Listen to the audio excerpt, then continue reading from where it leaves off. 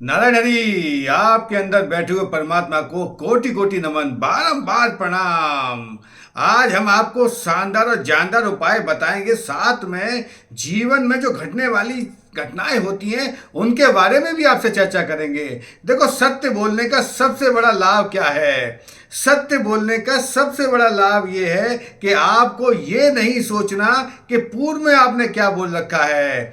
झूठ बोलने के लिए सब याद रखना पड़ता है कि पहले क्या क्या बोल रखा है, सफाई देनी पड़ती है। सत्य बोलने का सबसे बड़ा लाभ ये है कि आपको ये विचार ही नहीं करना कि पहले आपने क्या बोल रखा है। वही जीवन में आनंद आपके जीवन में आए, खुशियां आए, प्रसन्नता आए, प्रफुल्लता आए। क्योंकि जीवन में सुख चाहोगे तो कोई ना कोई दुख भी आएगा, यश चाहोगे तो कोई ना कोई अपयश भी फैलाएगा, और मान चाहोगे तो कोई ना कोई असम्मान भी फैलाएगा। ये संसार का नियम है। जीवन में जिसके आनंद आ जाए, मैं तो परमात्मा से प्रार्थना करता हूँ, क्योंकि आप इंतजार करते हो कि गुरुजी आएंगे, अपने विचार व्यक्त करेंगे, कुछ ना कुछ ऐसी बात बताएंगे।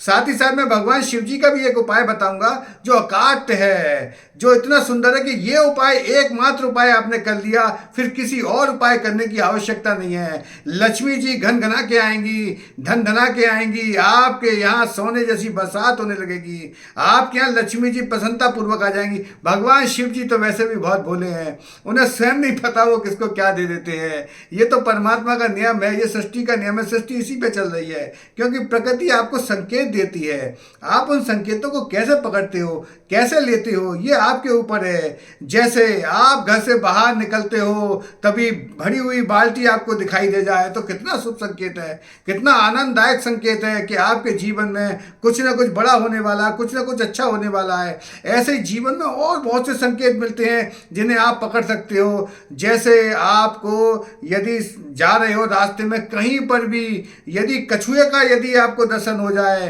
कोई कछुआ यदि जा रहा है, कछुआ यदि दिखाई दे जाए, या कोई लेके जा रहा है कछुए को, यदि कछुआ का दर्शन हो जाता है, बहुत शुभ है, बहुत आनंददायक है। समझ लो कोई ना कोई शुभ कार्य आपके जीवन में होने वाला है। यदि नेवला यदि आपको रास्ते में दिखाई दे जाए तो वो भी बहुत शुभ है, वो भी बहुत आनंददायक है, क्योंकि कोई ना कोई ये बहुत शुभ संकेत होते हैं। प्रकृति आपको संकेत देती है, आप उन संकेतों को लेते कैसे हो, पकड़ते कैसे हो, क्योंकि यही प्रकृति का संकेत है कि आपके जीवन में कुछ ना कुछ आनंददायक होने वाला है, कुछ ना कुछ शुभ होने वाला है। और वही शुभता के लिए प्रकृति आपको संकेत देती है कि आप अपने जीवन में कैसे आगे बढ़ो, कैसे अपने को आगे बढ़ाओ। तो और संकेत बताता हूँ, जैसे आप रास्ते में कहीं जा रहे हो, कहीं पर भी आपको कुछ पड़ा हुआ मिल जाए धन के रूप में, 1 रुपये, 10 रुपये, 5 रुपये या 100 रुपये, या जहाँ भी जिस देश में भी आप रहते हो वहाँ की कोई करेंसी आपको मिल जाए, वहाँ की कोई धातु आपको मिल जाए, वो भी बहुत शुभ संकेत है।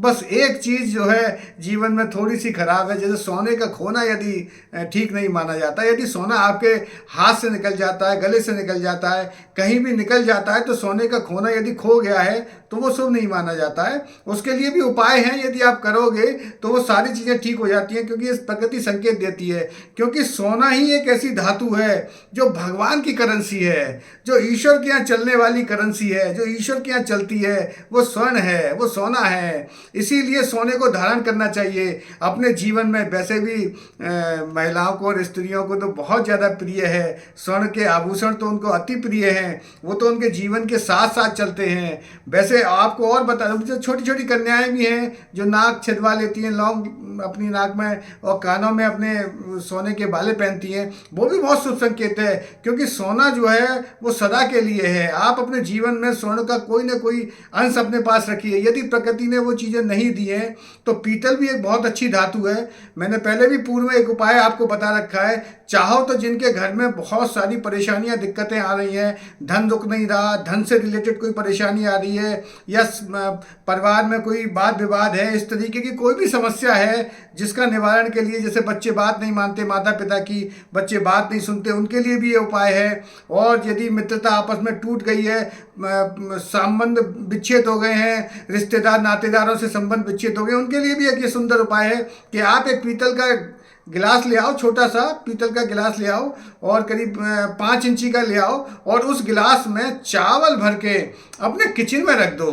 ये एक बहुत सुंदर और श्रेष्ठ उपाय है। इसमें यदि दिन बहुत ही सुंदर यदि आपको मिल जाए, बुधवार या शुक्रवार का दिन मिल जाता है तो बहुत ही सुंदर है। इस दिन आप अपने किचन में यदि भर के रखते हो तो पूरी साल बरकत रहेगी और आपके यहाँ लक्ष्मी जी हमेशा बनी रहेंगी। साथ ही साथ मैं आपको एक शिव जी का उपाय बता रहा था, बहुत सुंदर उपाय है, इतना श्रेष्ठ उपाय है कि एकमात्र उपाय आपने कर लिया तो फिर किसी और उपाय की आवश्यकता नहीं है। मगर सुनना बड़े ध्यान से, उसको समझ के करना।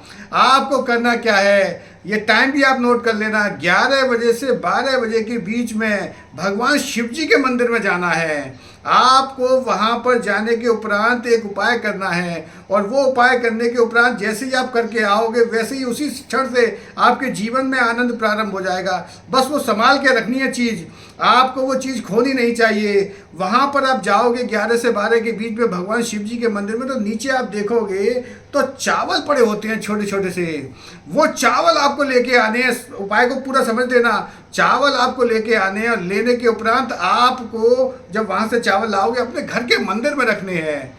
और मंदिर में रखने के बाद आप जो भी भगवान शिव जी का नमः शिवाय नमः शिवाय नमः शिवाय या शिव शिव शिव शिव शिव शिव शिव शिव इसका आपको जाप करना है 5 मिनट तक। और उन चावलों को आप अपने लाल कपड़े में लपेट के पर्स में रख लेना। उसी समय से आपके जीवन में सोने की बरसात हो जाएगी और लक्ष्मी जी अकाट रूप से धन धान से आपके यहाँ पधारेंगी। भगवान शिव जी तो वैसे भी बहुत भोले हैं, उनको स्वयं नहीं पता वो किसको क्या दे देते हैं। आपके घर में यदि कोई नई संतान आने वाली है वो स्वस्थता से आएगी।